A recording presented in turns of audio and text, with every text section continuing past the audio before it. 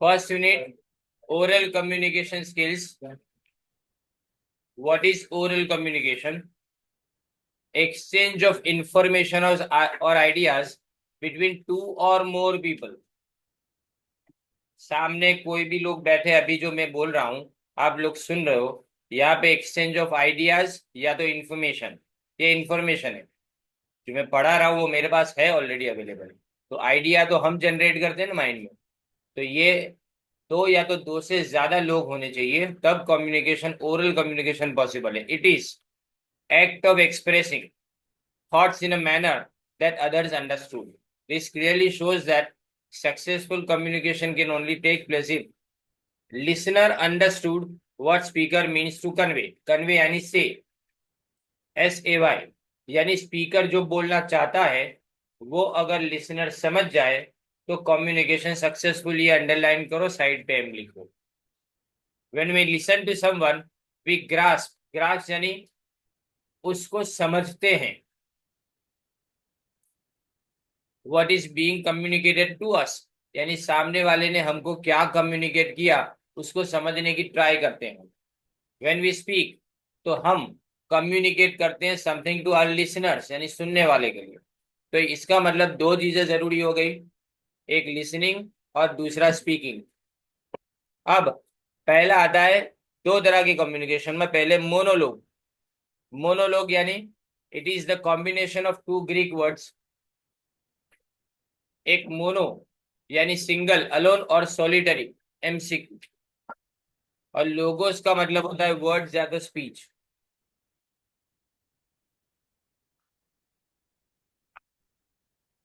The word monologue means the speech presented by an individual. एक इंसान बोल रहा है, दूसरा सुन रहा है। बोलने वाला सिर्फ एक है, सुनने वाला बोलता नहीं है। मोनोलॉग हो गया, बराबर ना। The word comes from the Greek word, underline Greek word, MCQ. उसका मतलब होता है मोनो और सिंगल, अलोन और सॉलिटरी। सॉलिटरी यानी सिंगल, अकेला। एंड लोगोस का मतलब होता है वर्ड्स और speech. In theater, monologues are used as a technique to present thoughts aloud, but monologues are not merely theoretical devices. मैं आपको बताऊं कि एक लंबा सा डायलॉग कोई मूवी के अंदर आपने सुना हो, कोई एक एक्टर बोल रहा है, that is monologue. Kartik Aaryan की पहली मूवी प्यार का पंचनामा, फर्स्ट वाला पार्ट, उसके अंदर उसका मोनोलॉग साढ़े 3 मिनट कंटिन्यूअसली वो बोलता है। कंटिन्यूअसली साढ़े 3 मिनट तक वो बोलता है। वो मोनोलॉग सबसे ज्यादा सक्सेसफुल हुआ था, पॉपुलर हुआ था। उसके बाद में उसको लोगों ने जाना, समझे। तो मोनोलॉग यानी वो सिर्फ बोलाज करता है, बोलाज करता है, बोलाज करता है, सामने वाले सुन रहे हैं। तो यानी सिंगल इंसान बोलता है, सामने वाले लिसनर सिर्फ सुनते जा रहे हैं, दैट इज मोनोलॉग। ये खास करके प्लेस के अंदर जोर से बोलने के लिए, अपने आप को प्रेजेंट करने के लिए बोला जाता है। Practically, in our everyday life and activities, we need to express ourselves or our thoughts and opinions on something in front of others. In front of others. For example job interview के अंदर एक्सटेम्परी, extempore नहीं है, एक्सटेम्परी। एक्सटेम्परी का मतलब क्या होता है कि आपको कोई भी तैयारी के बिना बोलने का बोला जाए, दैट इज एक्सटेम्परी। आपको बोला जाए कि ये फलाने टॉपिक के ऊपर आप बोलो, पर आपको पहले से टॉपिक नहीं बताया जाए, उसको एक्सटेम्परी बोला जाता है। फिर इसके बाद में अगर लिखना हो इसको मीनिंग को, तो ऐसा लिख सकते हैं कि स्पीच विदाउट प्रिपरेशन। एक्सटेम्परी यानी speech without preparation. Political speech is elocution, वक्तृत्व स्पर्धा, elocution. And many such situations we need to talk alone. इन सब के अंदर हमको अकेले बात करना पड़ता है। अब डायलॉग ये सेकंड है। ऊपर लिखा है ना कि दो टाइप है, उसमें से पहला मोनोलॉग तो सेकंड डायलॉग, तो वहां पे नंबर 2 लिख देना। डायलॉग यानी सामने एक्सचेंज कर रहे हैं, मैं भी बोल रहा हूँ, सामने वाला भी बोल रहा है। डायलॉग्स आर स्पोकन और written opinion exchange process where two or more persons are not a pre-written speech exchange process। दो से प्री-रिटन स्पीच एक्सचेंज किया जाता है, rather they are spontaneous communication. देखो स्पॉन्टेनियस यानी उसी जगह पे, उसी जगह पे अगर तुम बोलना चालू करो ना तो ये हो जाता है विद स्पॉन्टेनियस सिचुएशन, जैसी सिचुएशन वैसा बोलना चालू करो। लेकिन यहाँ पे स्पॉन्टेनियस नहीं होता डायलॉग के अंदर। Frequently engage in dialogues with other people. If you look in the at the origin of the work dialogue, dialogue का मतलब होता है, देखो, we will actually find the same meaning, the word comes through, through underline करो, MCQ side पे लिखना। इन other words dialogues, इसके अंदर लोगोस का मतलब होता है वर्ड, और meaning of the word, word. And dia का मतलब होता है थ्रू पीपल, डाया DIA यानी मतलब थ्रू पीपल, ये भी अंडरलाइन करो, साइड पे हम लिख देना। Rather, we can say that the dialogues of different forms that are held between the speakers of a community are the backbone of social, cultural, political, economic, or any other kind of communication. Practically, activities that keep the civilization alive and thriving are based mainly on successful communication. यानी communication के बिना speech है ना, जिंदा ही नहीं रह सकती। And hence, तो इसीलिए to be a part of this world of activities we need to get engage in dialogue and conversation with the people around us. अकेले बोलते रहोगे कोई सुनेगा नहीं, सामने वाले को भी बोलने का मौका दिया जाए और वो डायलॉग हो गया। डाया का मतलब पहले तो दो होता है, पर अपने यहाँ पे डाया का मतलब थ्रू लिखा गया है। अब हीडिंग स्किल, हीडिंग यानी लिसनिंग केयरफुली, उसको हीडिंग बोला जाता है। ध्यान से किसी की बात सुनना, उसको हीडिंग बोला जाता है। हीडिंग स्किल और paying attention is a very important skill, और and many of us have actually forgotten the art of it. कोई सुनना चाहता ही नहीं, सबको बोलना है। Attention is the key to so many things to our lives. अब मीनिंग देखें, रीडिंग का मतलब ये दोनों जो लिखा है ना, ए और बी, साइड पे एमसीक्यू लिख देना। Listening to the other people clearly with full attention, पूरे ध्यान से उसको सुनना। And reading any written instruction manually, और बारीकी से हर इंस्ट्रक्शन को समझना। Unless and until we practice the habit of paying close attention during communication, we run the risk of losing track of conversation. Tract यानी लाइन ऑफ कन्वर्सेशन। ट्रैक्ट जो लिखा है ना, उसका मतलब लाइन ऑफ कन्वर्सेशन। अगर सुनोगे नहीं तो बीच में से अगर कुछ आया तो एकदम से समझ में नहीं आएगा कि सामने वाला क्या बोल रहा है। Importance, it helps to understand body language during communication. पहला अंडरलाइन करो खाली बॉडी लैंग्वेज। फिर दूसरा क्रूशियल इंफॉर्मेशन, क्रूशियल यानी वेरी इंपॉर्टेंट, बॉडी लैंग्वेज के बारे में आपको पता चलता है। And audio visual communication, audio visual का मतलब आप देख भी रहे हो और सुन भी रहे हो। जैसे टीवी में प्रोग्राम चलता है, ध्यान से देखते तो हीडिंग स्किल हुआ। कोई बोल रहा है, ध्यान से सुनते तो इसके एक्सप्रेशन भी देख रहे हैं हम, बराबर नहीं। Many of you must have read and watch the detective adventures of Sherlock Holmes. Just think about the number of critical cases he, think आएगा, थिंक, थिंग नहीं है, जी नहीं है, के है।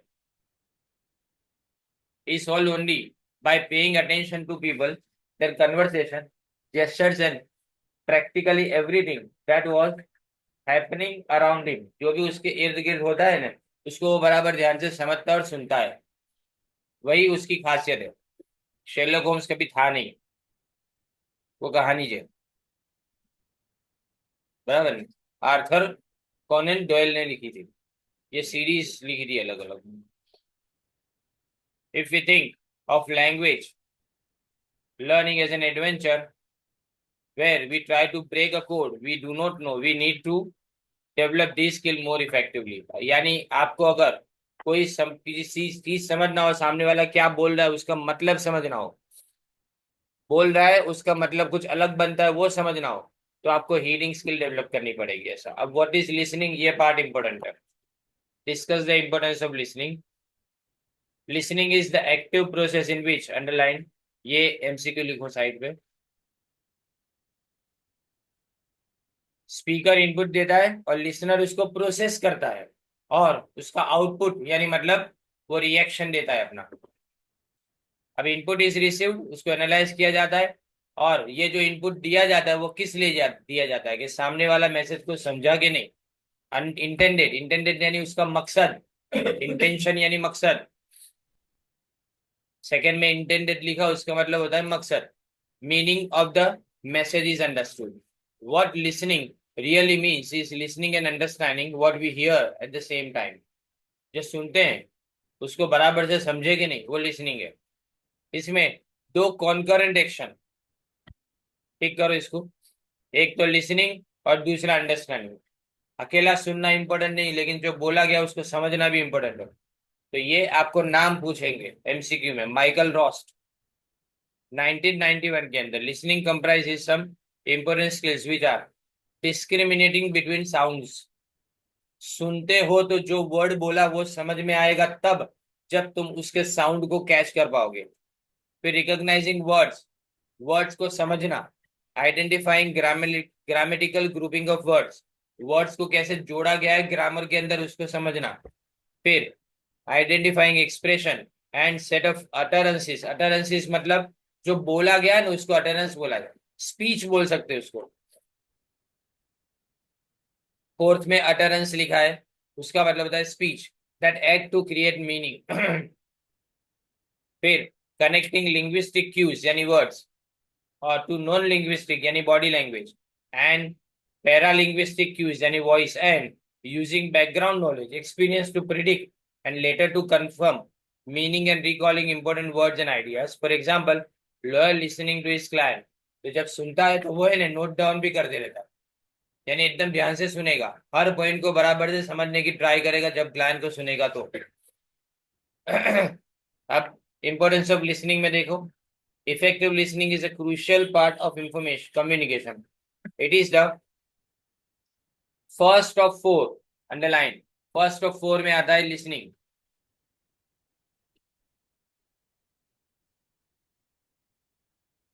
Essential communication tools that any child picks up from the time he is born. समझना वाला बच्चा सबसे पहले लिसनिंग सुनता है, उसके बाद में वो बोलना सीखता है। In fact, it is said that a child reacts to sound even when inside the mother's womb. यानी माँ के पेट के अंदर भी बच्चा जब भी कोई आवाज होती है तो उसका रिएक्शन दे पाता है। Hence, listening is the ability that helps us to receive and interpret messages accurately. पहले रिसीव करना, सुनेंगे तो समझ में आएगा ना, पहले सुनना है बाद में इंटरप्रेट यानी समझना है। अंडरस्टैंडिंग को क्या बोलते हैं, इंटरप्रेट बोलते हैं। Without this no effective communication is possible. If one can not listen carefully the entire process of communication is possibly break down, खत्म हो जाता है, बराबर नहीं, यानी कम्युनिकेशन पूरा खत्म हो जाएगा अगर कोई सुनेगा ही नहीं तो। Written communication often misses many nuances of language. Nuances मतलब parts of language, pages of language.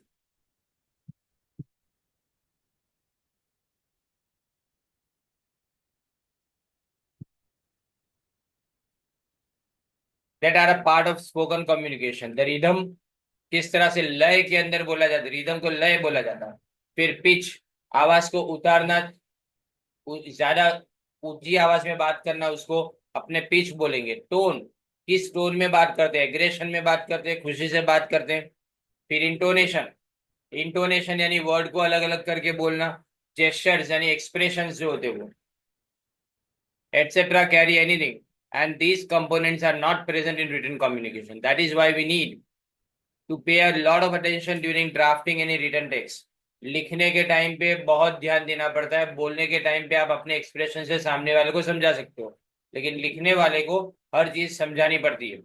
इसीलिए जब आप नॉवेल्स पढ़ते हो तो वो सराउंडिंग में क्या है वो डिस्क्राइब करता है, जबकि अपने जब कोई मूवी देखते हो तो उसको डिस्क्राइब करने की जरूरत नहीं है क्योंकि आप देख पा रहे हो। But listening does not mean listening to the sound the other person is articulating. Articulating यानी बोलने की कला, आर्ट ऑफ स्पीकिंग को आर्टिकुलेटिंग बोलते हैं, which implies listening with care and full attention. Without the ability to listen, messages are easily misunderstood. यानी अगर सुना नहीं बराबर से तो अंडरस्टैंडिंग बराबर से नहीं होगी, and even missed communication breaks down, and the sender of the messages can easily become frustrated or irritated, यानी गुस्से में आ जाता है वो इंसान अगर बराबर से सुने ना तो। Researchers show that 45% MCQ, 45% of our time is spent on listening to someone or something. It is believed that while most of us speak at the rate of about 2 words per second, एक second में अपने 2 words बोल सकते हैं, we can hear and process more than 8 words per second, लेकिन सुनने की अपनी ताकत कितनी है? 8 शब्दों की। ये अंडरलाइन करना। This indicates that listening is easier than speaking, provided we employ our skill carefully to achieve better communication skills. We can use the time we save while listening for observing other crucial tools of communication like body language or facial expression of a person and try to detect the real intent of the speaker. Intent का मतलब बार बार आएगा ये, intent यानी मकसद, purpose of the speaker। यानी जब भी सुनते हैं तो अपने दो चीजों पे ध्यान देना पड़ता है, जो बोले जाने वर्ड्स है, बोले जाने वाले वर्ड्स, उसको सुनना भी है और साथ में जो इसके एक्सप्रेशन है उसको समझना भी है। Now conclusion, according to research we understand only about 1/2 of what we hear. After a period of 2 months we recall only about 1/4 of what we heard. सुनने वाले सुन तो जाते हैं, लेकिन 1 महीने के बाद सुनने वाले को आधा याद रहता है, अभी के अभी, लेकिन महीने बाद तो जो आधा याद रहा है उसमें से भी 1/4 याद रहेगा खाली। Adults spend an average of 70% underline of their time engaged in some sort of communication. 45% listening में spend किया जाता है, 30% speaking, 16% रीडिंग और 9% राइटिंग के अंदर। अब ये मोस्ट इंपोर्टेंट क्वेश्चन है एमसीक्यू के लिए। Types of communication, listening. On the basis of participation of receiver, on the basis of purpose and objective, and on the basis of workplace situation. तो on the basis of participation of receiver देखें, listening is the activity designated to the act of receiving in the process of communication. Therefore, the participation of receiver is important. अब इसमें factors जो listening के types को distinguish करते हैं, उसमें receiver का इंटरेस्ट कितना है जो टॉपिक चल रहा है उसके अंदर, पर्पस ऑफ लिसनिंग क्या है, किस मकसद से वो लिसनिंग कर रहा है, उसके बाद में उस वक्त उसका स्टेट ऑफ माइंड यानी उसका मानसिक संतुलन कैसा है, फिर कंसंट्रेशन कितना कर रहा है, उसकी एबिलिटी सुनने की है कि नहीं। तो अब देखो पैसिव लिसनिंग मोस्ट इंपोर्टेंट ये टाइप है, चारों चार जो यहाँ पे आएंगे सेंसिटिव तक ध्यान देना बराबर से इसमें।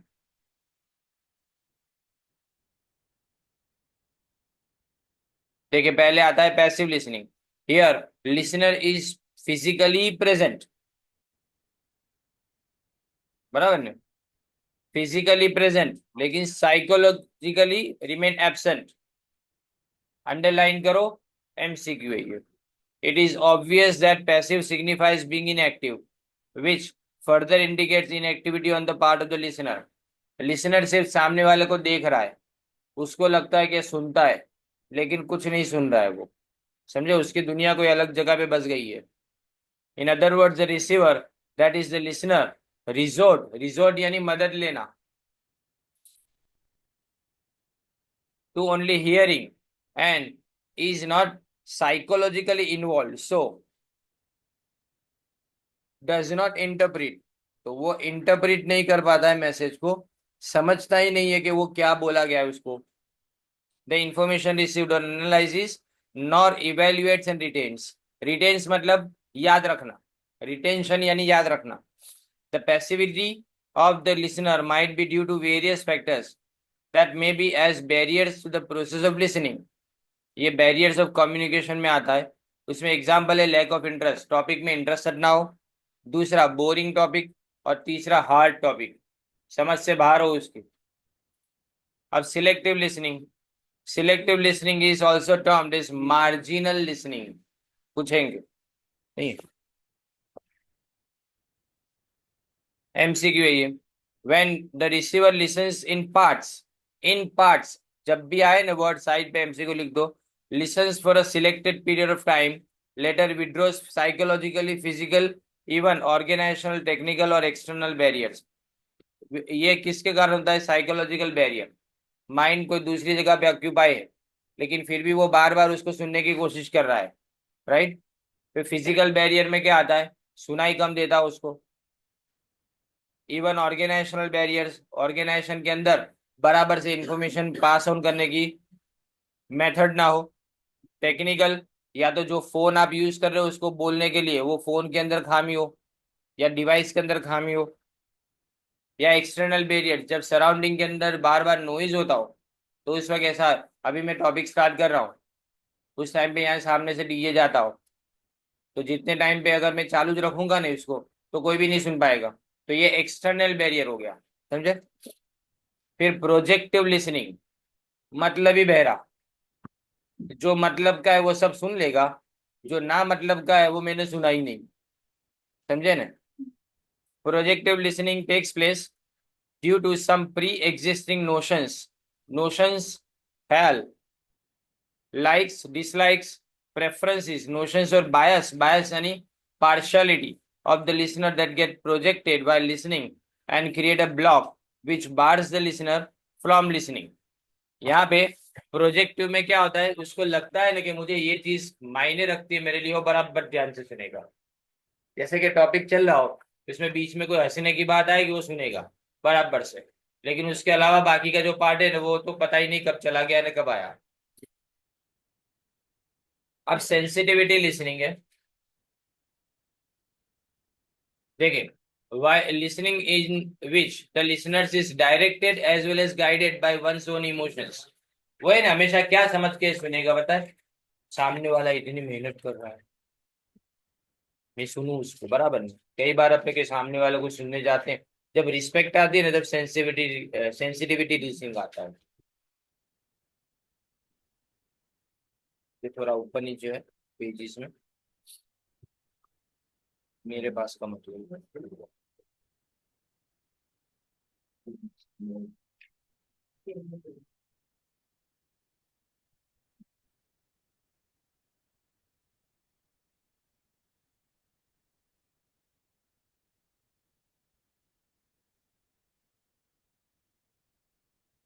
हाँ, अब एक्टिव लिसनिंग है, देखो, the receivers here not only hears but also gets psychologically involved। The receiver not only participate but also gives positive body language cues of being interested। कि जैसे अगर समझो कि मैं यहाँ पे कोई चीज पढ़ाता हूँ, मैं किसी के सामने देखता हूँ वो समझ जाता है ना, तो फिर ऐसे अंगूठा करेगा, तो वो एक्टिव लिसनिंग है। थम्स अप करे तो इसका मतलब वो सुन भी रहा है, समझ भी रहा है शायद। Language cues of being interested, takes note, वो नोट्स भी लिखेगा, इवेल्युएट करेगा, retains the information thus received for further representation when needed. और वो जो भी इंफॉर्मेशन कलेक्ट करेगा ना उसको अगर बाद में पूछा भी जाएगा तो उसको सभी याद होगा। अब आता है फेक लिसनिंग, खाली खाली थम्स अप करना, समझे। फेक लिसनिंग का मतलब क्या, खाली खाली है ना अपने सामने वालों को ऐसा जता दे कि हम सुन रहे हैं, बाकी वो एब्सेंट है। ये लिसनर प्रिटेंड यानी ढोंग करना to listening but actually is not listening. ये पहले टाइप में 6 चीजें हुई, बराबर। याद रखना है ये चीजें, एमसीक्यू में आएगी ये, सबसे इंपॉर्टेंट टॉपिक यही है। इसके अंदर से 3 से 4 एमसीक्यू आएंगे ये सिर्फ एक सिंगल क्वेश्चन के अंदर से, यानी ये पूरा क्वेश्चन बोल रहा हूँ मैं, एक को मत समझ।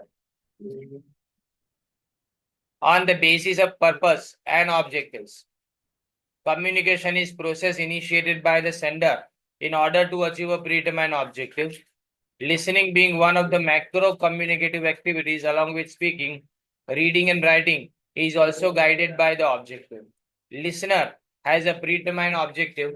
To achieve these objectives, listening takes place. On the basis of these objectives, listening can be understood as, देखो यहाँ पे ऑब्जेक्टिव यानी पर्पस, मकसद लेके जाता है सुनने वाला। लिसनिंग फॉर स्पेसिफिक इंफॉर्मेशन, एक एग्जांपल देता हूँ, बराबर नहीं। अभी समझो कि सामने वाला कुछ बोल रहा है, अब बोल रहा है ना तो उसके अंदर अपने खाली ये जानना है, जैसे कि कमेंट्री चल रही है, उसके बाद में कमेंट्री के यानी पूरी मैच खत्म होने के बाद प्रेजेंटेशन होता है, तो उस वक्त अपने खाली ये सुनने के लिए बैठते हैं कि मैन ऑफ द मैच कौन होगा। तो खाली नाम के लिए उसको अपने ध्यान से सुनते हैं, जैसे ही नाम सुनाई दिया उसके बाद हो गया चलो निकल जाओ, खत्म। ये क्या हो गया, सिर्फ स्पेसिफिक इंफॉर्मेशन के लिए सुनना। When listening takes place only at word level, listening for facts and figures, listening to a recorded phone message, for business listening to announcement, of arrival and departure, railway station पे खास होता है। कौन सी गाड़ी कौन से प्लेटफॉर्म के बारे में बात कर रहे हैं, तो गाड़ी नंबर बराबर बोलेंगे ना तो ध्यान से सुनेंगे, एक मिनट सामने कोई बोलता होगा उसको चुप कराएंगे, फिर वो सुन लिया, उसके बाद में आगे वाला क्या बकवास कर रहा है देखना ही नहीं, अपने अपने काम के लिए निकल जाते हैं। ये क्या हो गया, स्पेसिफिक इन्फॉर्मेशन के लिए, यानी बाकी सारी इन्फॉर्मेशन को डिसरिगार्ड कर दिया जाता है। फिर लिसनिंग फॉर मेन आइडिया, कहना क्या चाहते हो, अल्टीमेटली आपका समरी क्या है बोलने का, वही। When listening takes place to identify, understand, and grasp main ideas or general or overall information that the speaker tries to communicate, as in listening to a briefing, कोई ब्रीफिंग करता हो, information brief करता हो, ये खास करके business meetings के अंदर होता है। Listening to a lecture, while listening for main ideas, listeners should look for the main ideas in the sense that it will be repeated and also supported, clarified, elaborated, illustrated by fact, figures and examples। जैसे कि अभी मैं आपको बोलता हूँ कि ये underline करो, तो आप उसमें बराबर ध्यान से करते हो, क्योंकि आपको ये बताया जाता है कि ये आपको पूछा जाएगा कब एमसीक्यू के अंदर, तो उसको अंडरलाइन करने के लिए आप अलर्ट हो जाते हो। यानी वो सिर्फ मेन आइडियाज के लिए आप काम करते हो, क्योंकि आपको पता है इसको रिपीट करना पड़ेगा कोई ना कोई जगह पे। One should take notes while listening for the main idea or listening of the gist, gist यानी सेंट्रल आइडिया, GIST, गिस्ट का मतलब होता है सेंट्रल आइडिया।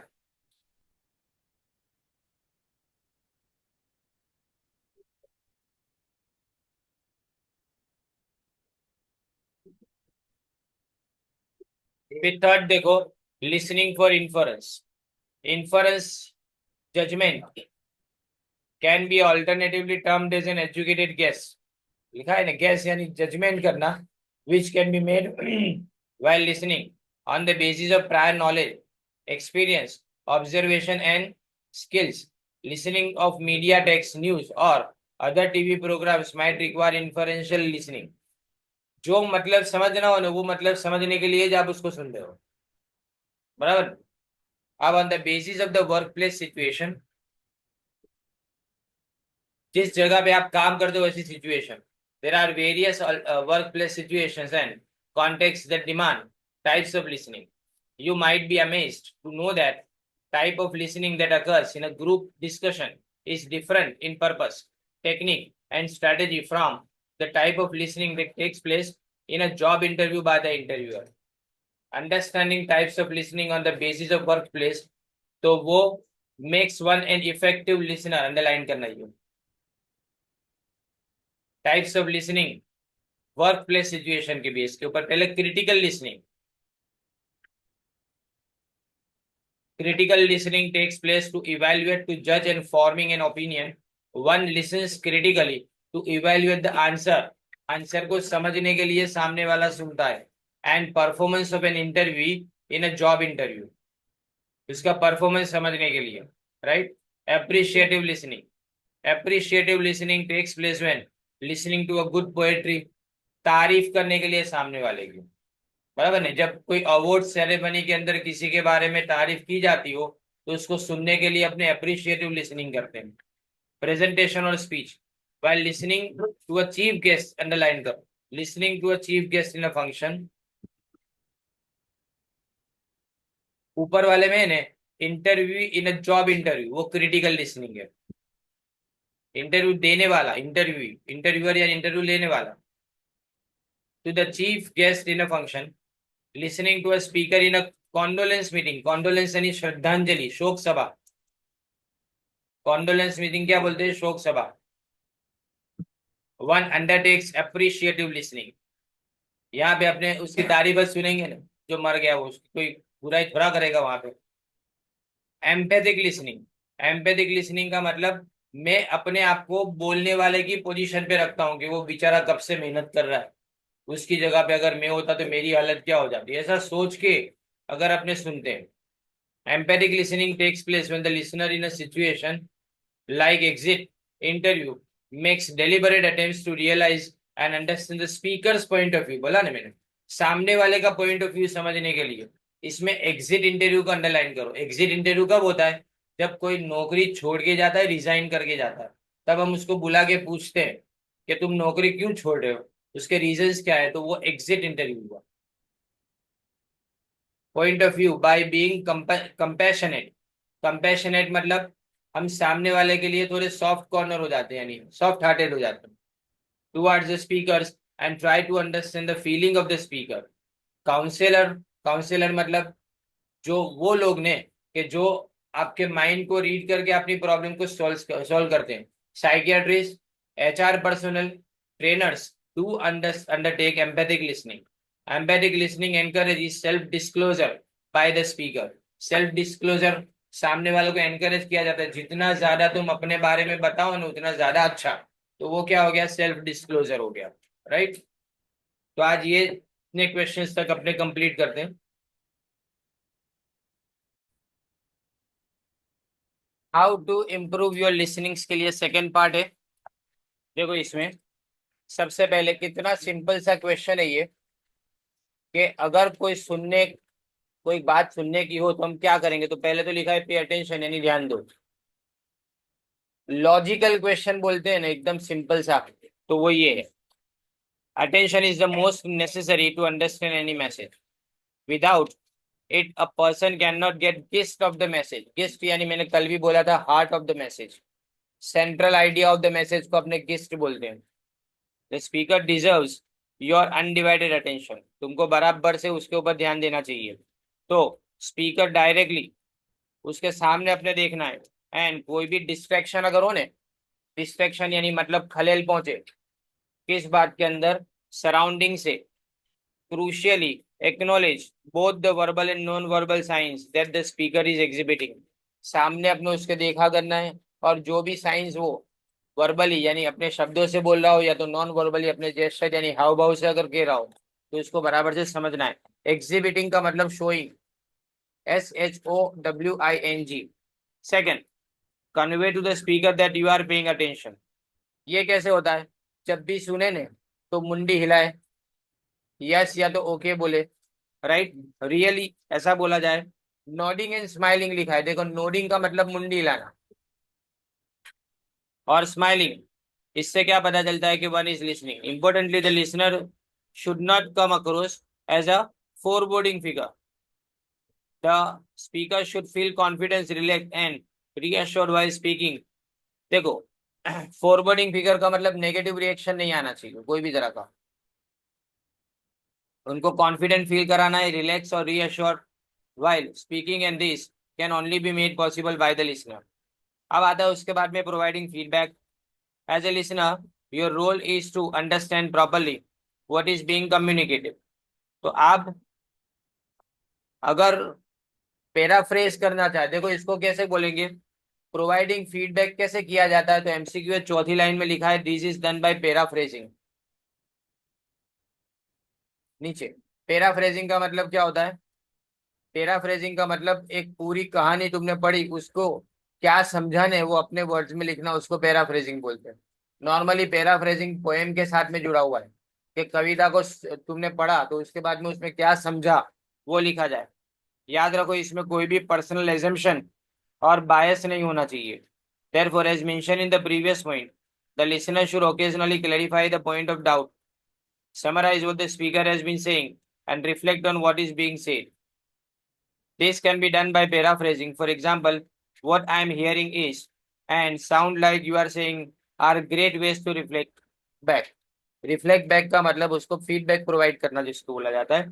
फिर डिफर्ड जजमेंट, बीच में डिस्टर्ब नहीं करना है। कोई भी सवाल हो ना तो सवाल के लिए आप पूरी स्पीच कंप्लीट करने का टाइम देखो, उसके बाद में आपको सवाल करना होता है।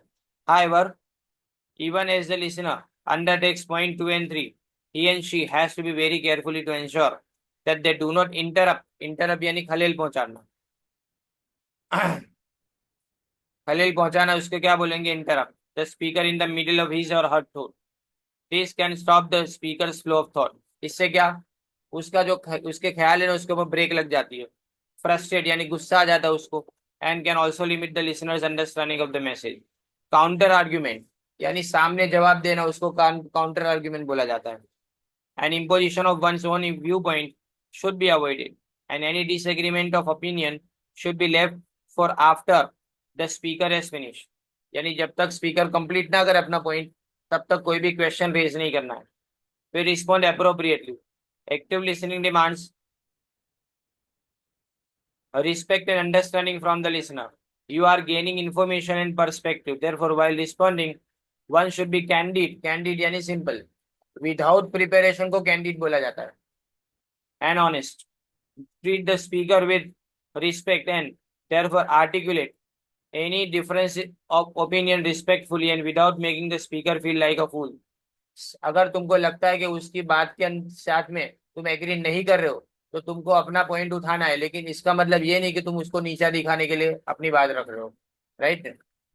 Active listening involves intensity, empathy, acceptance and recognizing one's own responsibility for completeness of the speaker's thoughts and actions. Active listening के अंदर क्या आता है? सबसे पहले तो इंटेंसिटी, एम्पैथी, इंटेंसिटी यानी तीव्रता, एम्पैथी का मतलब उसके नजरिए से सोचना, एक्सेप्टेंस कबूल कर लेना जो बात बोले वो, और रिकॉग्नाइजिंग वंस ऑन रिस्पॉन्सिबिलिटी फिर अपनी जिम्मेदारियों को समझना। अब जो दूसरा टॉपिक है उसके अंदर आता है व्हाट इज आर्टिकुलेटिंग।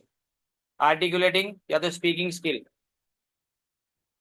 इसमें चार चीजें आती है, ये एमसीक्यू है, साइड में लिख देना ये पॉइंट में, चारों चार।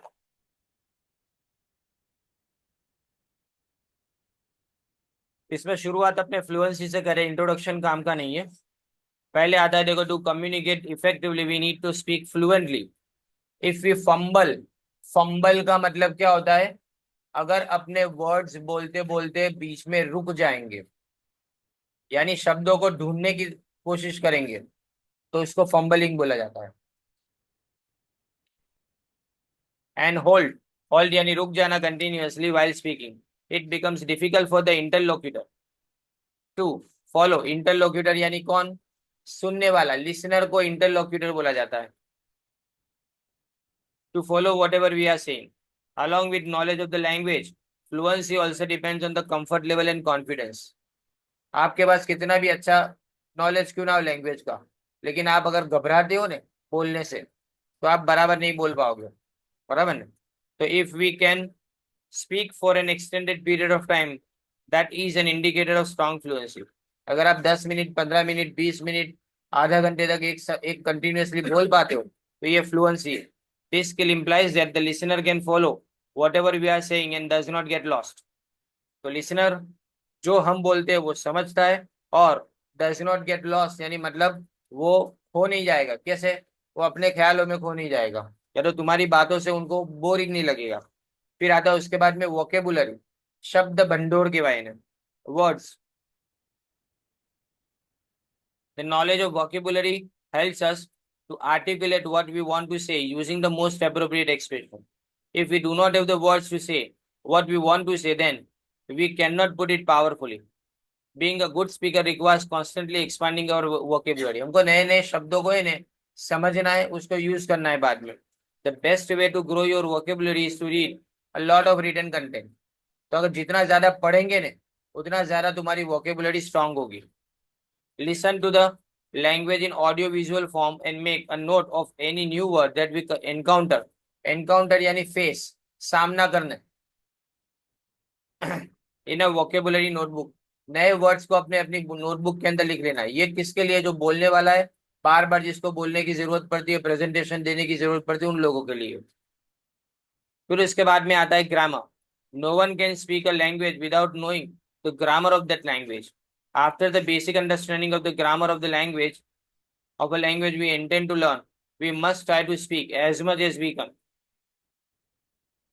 It does not matter if we make few mistakes in the initial stage. The more we speak, the better our speaking skill will get. जितना ज्यादा बोलेंगे उतना ज्यादा आता है। शुरुआत में गड़बड़ होती है लेकिन बाद में ग्रामर धीमे धीमे इंप्रूव होता है। फिर आता है प्रोनाउंसिएशन। प्रोनाउंसिएशन नहीं है, वर्ड को प्रोनाउंस किया जाता है, लेकिन पूरा वर्ड जब बोले तो प्रोनाउंसिएशन बोलते हैं, प्रोनाउंसिएशन नहीं बोलते। Pronunciation is very important in complex area of language learning. It includes, अब ये पूछते हैं देखो, it includes a lot of sub skills that we need to practise in order to learn speaking. Skilled speakers can use the sub skills of pronunciation to emphasize and make the communicative effect of that speech more impactful, यानी उसको communicate करना आसान बनता है। तो ये skill develop होनी जरूरी है। अब सब स्किल्स ऑफ प्रोनाउंसिएशन में क्या आता है? वर्ड एंड सेंटेंस के ऊपर स्ट्रेस देना। किसी एक वर्ड को सेंटेंस में बोलते हो उसके ऊपर ज्यादा स्ट्रेस देना, नहीं भार देना। फिर इंटोनेशन, आवाज की उतार चढ़ाव। फिर rhythm and use of individual sounds of a language. Individual sounds of a language यानी मतलब हर लैंग्वेज की अपनी अलग कला होती है बोलने की। वो listening to the native speakers pronunciation, listening to the orator speeches and trying to copy the same are effective ways। अब अपने जैसे बोलते हैं इंग्लिश, वैसा नेटिव स्पीकर यानी इंग्लिश लोग नहीं बोलते, उनकी जबान अलग होती है। तो जब हम उनके सामने बात करने जाते तो उनको लगता है कि हम बहुत फ्लैट लैंग्वेज बोलते हैं, एक्सप्रेशन बिना की लैंग्वेज बोलते हैं। तो उनसे सीखा जा सकता है ऐसा, उनको बोलते हुए देख के। अब क्लासिफिकेशन ऑफ इंग्लिश साउंड, ये एमसीक्यू भरमार इसमें। अल्फाबेटिक कैरेक्टर, इंग्लिश में 26 लेटर है, वोवेल 5 है और बाकी 21 कॉन्सोनेंट है। बराबर। इंग्लिश के अंदर 44 साउंड्स है। इंटरनेशनल फोनेटिक अल्फाबेट जिसको बोला जाता है। बराबर। अब देखो किस तरह से आपको बोला गया है। आपको पूछेंगे कैसे एग्जैक्टली, देखो मैं जैसे पूछेंगे वैसे आपको समझा रहा हूं। अगर लिखा हो पी का साउंड कौन से वर्ड में सेम है, तो पेन, कीप, टैपिंग, कॉपी और हैपन, इन सब के अंदर पी, परफेक्ट पी बोला जाता है। समझे?